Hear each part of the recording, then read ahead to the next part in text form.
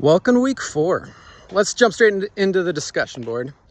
There were a lot of good observations about just general thoughts about what these different American religions find most meaningful and so forth. But I figured I'd just go focus in on the Naskapi religion, because a lot of you wanted to talk about their idea of ensouled nature, of not just animals having souls.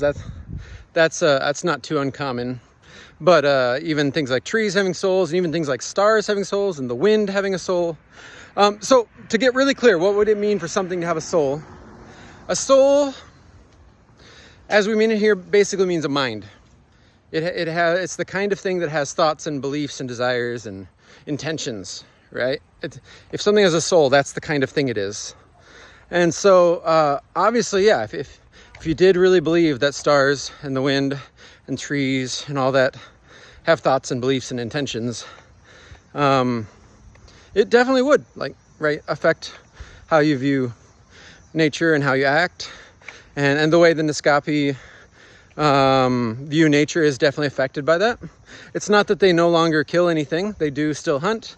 In fact, they believe that the animals help them in their hunting, but then they are very they have a lot of reverence toward the deer or whatever they killed, and they use up all the parts, and they thank it for its sacrifice and all of that, right? So it is. Some people will find it very admirable how much they reverence nature.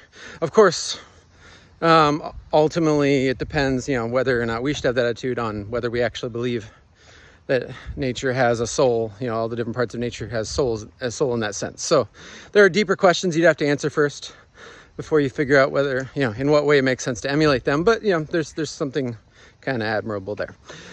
So that's it for this walking video. We're going to move on to Africa, and it's going to have a similar kind of style to last week in that we're going to cover quite a few religions across a whole continent. We're just, we're doing a broad survey of religions before we focus in on certain ones later in the semester. So that's where we're at. Let's keep going.